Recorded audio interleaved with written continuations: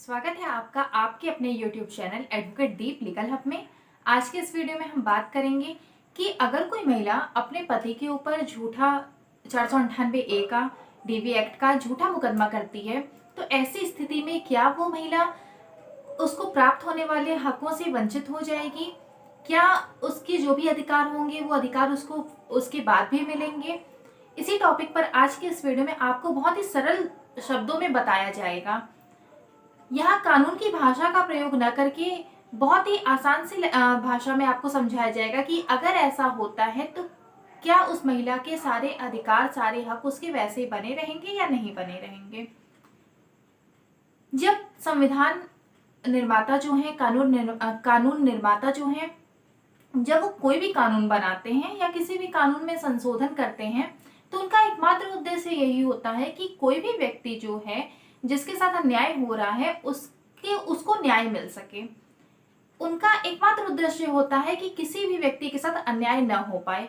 और जब वो किसी भी कानून का निर्माण करते हैं तो वो ये सोच कर करते हैं कि जो कानून बनाया जा रहा है वो उस पक्ष को कुछ फायदा प्रदान करेगा, न कि वो ये सोचते हैं कि ये जो कानून हम बना रहे हैं इसका आगे चल के सामान्य जन के द्वारा दुरुपयोग किया जाएगा। आज का ये वीडियो आपके लिए बहुत उपयोगी हो सकता है, इसलिए बिना स्किप किए वीडियो को पूरा जरूर देखिएगा और लास्ट में ये जरूर बताइएगा कि क्या इस वीडियो से आपके कुछ प्रश्नों के उत्तर आपको मिल पाए हैं या नहीं मिल पाए हैं।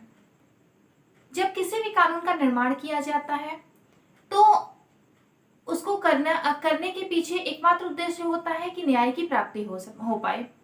अगर कानून निर्माता जो हैं उन्हें अगर ये लगेगा कि इस कानून का अगर हम इस कानून को बना रहे हैं तो आगे चल के हम जैसे लोग, मतलब जो सामान्य जन हैं, वो आगे चल के इसका दुरुपयोग करेंगे, तो कभी भी ऐसा वो कानून नहीं बनाएंगे। लेकिन वो ये सोच के बनाते हैं कि अगर कोई ऐसा वर्ग है जिसके साथ बहुत ही अन्याय हो रहा है, जिसका शोषण हो रहा है, तो वो ये सोचते हैं कि इनके पक्ष में कानून बनाए जाने की आवश्यकता है जिससे इनका जो शोषण हो रहा है उस पे अंकुश लगाए जा सके। और यही सोच करके 498A लाया गया था संविधान में। 498A जो सेक्शन लाया गया उसका एकमात्र उद्देश्य यही था कि जो महिलाओं को जो के साथ जो अन्याय हो रहा था उस पर अंकुश लगाया जाए। जब ये कानून आया तो इसका महिलाओं के पक्ष में ये बहुत ही बेहतर साबित हुआ, लेकिन धीरे धीरे जैसे जैसे समय बीतता गया तो आज के समय में क्या हो गया है कि जो महिलाएं हैं वो इसका बहुत ही गलत तरह से उपयोग कर रही हैं। और ये जो गलत तरीके से उसका जो उपयोग कर रही हैं, ये करने की वजह से ही आज कानून भी, आज कोर्ट अदालत भी आज ये मानती है कि ये जो धारा है ये दुरुपयोग ही इसका ज़्यादा हो रहा है, इसका उपयोग नहीं हो रहा है। इस वजह से आज के टाइम में आए दिन कोर्ट कोई ना कोई ऐसा निर्णय देती है जिसमें पति के पक्ष में पूरा फैसला सुनाया गया हुआ होता है। अब वो फैसला कब सुनाया जाता है? वो तब सुनाया जाता है जबकि जिसके ऊपर मुकदमा चल रहा है, जिसके ऊपर केस हुआ है, वो खुद से वो अपने सारे प्रूफ्स इकट्ठे करके और अपने आप को सही बताने का वो पूरा प्रयास करता है। ये जो केस होते हैं ना 498 के डीवी एक्ट के, ये केस ऐसे होते हैं कि इसमें आपको सहन शक्ति की बहुत ज़रूरत होती है। और ज़रूरत होती है, ये टाइम टेकन होते हैं। टाइम टेकन क्यों होते हैं? क्योंकि ये ऐसा नहीं है कि आपके ऊपर आज मुकदमा हुआ और आप कल ही अदालत में जाते हैं और आपको सारे आरोपों से बरी कर दिया जाएगा। ऐसा नहीं होता। इसलिए नहीं होता क्योंकि ये जो कानून जो बना हुआ है ये बहुत सख्त है। ये महिलाओं के पक्ष में बनाया गया है और इसको बहुत ही इसका सख्ती से पालन कराया जाता था। इसलिए जब भी आपके ऊपर इस तरह का कोई मुकदमा होता है तो आपको अपने पक्ष को सही साबित करने की आवश्यकता होती है। तो यहाँ पर क्या जरूरत होती है कि एक तो आप दिमाग से काम लीजिए और दूसरी बात, दिमाग से काम लेने के साथ साथ आपके अंदर थोड़ा सा बर्दाश्त करने की क्षमता होनी चाहिए। जब ये दोनों चीजें आपके अंदर डेवलप हो जाती हैं और आप सच के साथ कोर्ट में जाके खड़े होते हैं तो जाहिर सी बात है कि आपको सफलता मिलनी है। अगर आपकी पत्नी ने जो आपके ऊपर झूठा मुकदमा किया है साबित हो जाता है और आप सारे आरोपों से बरी हो जाते हैं तो आपको क्या करना है? आपको करना है कि आपको तलाक का तुरंत ही एप्लीकेशन फाइल कर देना है। ऐसी स्थिति में कोर्ट भी तलाक तुरंत ही मंजूर करती है। अभी हाल में एक केस ऐसा हुआ था, उसमें तलाक की अर्जी कोर्ट ने ये कह के मंजूर कर ली थी कि पत्नी ने जो 498A का केस किया है पति के ऊपर, इसका सीधा मतलब ये होता है कि पत्नी साथ नहीं रहना चाहती है, तभी तो वो झूठा केस करे कि इसका मतलब है कहीं ना कहीं उसके मन में ये था कि उसे उसके साथ नहीं रहना है। तो अगर आपके साथ ऐसा हुआ है तो आप अपने आप को पहले आरोपों से बरी कराइए और आप तुरंत ही तलाक का मुकदमा आप दायर कर दीजिए, एप्लीकेशन आप फाइल कर दीजिए। उसके बाद साथ ही साथ पत्नी वैसे तो गुजारा भत्ता मांगने की हकदार नहीं रह जाएगी, क्योंकि आपने जो ये तलाक में जो आप ग्राउंड बताएंगे उसमें पत्नी की गलती मानी जाएगी कि पत्नी ने आपके ऊपर 498A का झूठा मुकदमा किया था, DV एक्ट का झूठा मुकदमा किया था। तो ये ग्राउंड बन जाएगा, एक आधार बन जाएगा जिस आधार पर आप तलाक ले रहे हैं।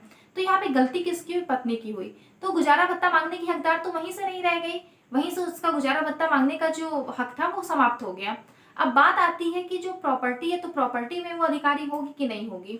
अगर आप अगर साथ साथ कोर्ट में सारे एप्लीकेशन फाइल कर देते हैं और आप कोर्ट से ये निवेदन करते हैं कि ऐसी पत्नी को आप अपने संपत्ति में, अपने खानदानी संपत्ति में आप कोई भी हिस्सा देने को तैयार नहीं है, तो जाहिर सी बात है कोर्ट आपकी बात मानेगी, क्योंकि आपकी पत्नी ने जो आपके साथ किया है वो बहुत ही गलत है। उसके आधार पर आप उसके ऊपर मानहानि का केस भी कर सकते हैं और मानहानि का केस करने के साथ साथ आप अदालत से इस बात की रिक्वेस्ट कर सकते हैं कि आपकी पत्नी जिससे अब आपका तलाक हो चुका है, उसका आपकी संपत्ति में किसी भी तरह का कोई हित नहीं होना चाहिए। जब ये सारे सेक्शंस बनाए गए थे तो उस समय जो कानून निर्माता थे उनको ये बिल्कुल भी नहीं लगा था कि उसका इतना ज्यादा दुरुपयोग होगा। तो बहुत सी चीजें ऐसी हैं जिनको लेकर के आज भी जो कानून है वो एकदम स्पष्ट नहीं है, वो कहीं भी किताबों में नहीं चीजें लिखी हुई है कि क्या करना है। लेकिन हाँ, आज जो आए दिन जो नए नए निर्णय आ रहे हैं उनके बेस पर आप ये समझ सकते हैं कि कानून जो है वो आपके पक्ष में है। अगर आपके ऊपर झूठा केस हुआ है तो कानून जो बात सुनेगा वो आपकी ही सुनेगा, लेकिन इसके लिए करना क्या होगा कि आपको अपने आप को सही साबित करना होगा। कानून में एक कहावत है कि अगर आपको कोर्ट में आना है, अगर आपको अदालत में आना है तो आपको स्वच्छ हाथों से आना चाहिए। अब ये जो स्वच्छ हाथों से आना चाहिए इसका मतलब ये है कि आप अगर अदालत की शरण में जाते हैं, आप अगर अदालत का दरवाजा खटखटाते हैं तो आप किसी भी, आपके ऊपर कोई भी गलती नहीं होनी चाहिए। मतलब कि ऐसा नहीं होना चाहिए कि आप कहीं गलत हैं और आप गलत होने के बाद भी आप जाकर के अदालत का दरवाजा खटखटाते हैं। तो कानून ये कहता है कि अगर आप अदालत में आ रहे हैं तो आपको स्वच्छ हाथों से आना चाहिए। दूसरी बात फिर क्या है कि एक मैगजीम है यूबी जस एबी रेमेडियम। यूबी जस एबी रेमेडियम इसका मतलब है कि जो लॉ है वो किसी भी, वो उसके लॉ में हर रॉन्गफुल एक्ट की रेमेडी है। Law provides all remedy for wrongs. मतलब कि लॉ क्या करती है, वो हर रॉन्ग्स के लिए रेमेडी प्रोवाइड करती है। आपके साथ अगर कुछ भी गलत हुआ है तो वो आपको उपचार जरूर देगी। तो ये एक मैगजीम है कानून में जिसके आधार पर कोर्ट अपना काम करती है। तो ये जो कुछ चीजें हैं इसके आधार पर आप ये समझ सकते हैं कि अगर आपकी पत्नी ने आपके ऊपर 498A का DV एक्ट का कोई झूठा मुकदमा किया है तो वो सारे अधिकारों से वंचित हो जाएगी। उम्मीद करते हैं कि आज के इस वीडियो में आपको बहुत सारी जानकारियां मिली होंगी। अगर आप इसके एक एक लाइंस को अगर आप अच्छे से सुनेंगे तो आपके बहुत सारे जो डाउट्स हैं वो क्लियर होंगे।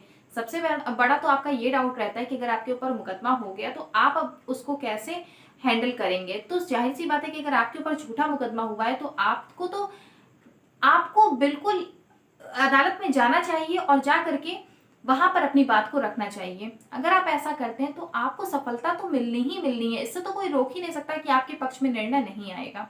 तो इसलिए आपको कहीं भी डरने की जरूरत नहीं है। अगर ऐसा कुछ भी हो रहा है तो उससे लड़िए, क्योंकि प्रॉब्लम्स तो लाइफ में आती ही रहती हैं, पर उन प्रॉब्लम्स से हमें कैसे निकलना है ये हमें जानना जरूरी है। अगर वीडियो अच्छा लगा होगा तो लाइक कर दीजिएगा, शेयर कर दीजिएगा, कमेंट में जरूर बताइएगा कि आपके किसी क्वेश्चन का इसमें जवाब मिल पाया है या नहीं मिल पाया है, या आपको किसी दूसरे टॉपिक पर अगर वीडियो चाहिए तो आप ये भी जरूर बताइएगा। चैनल पर नए होंगे तो सब्सक्राइब कर दीजिएगा और बेल आइकन को प्रेस करना बिल्कुल मत भूलिएगा। धन्यवाद।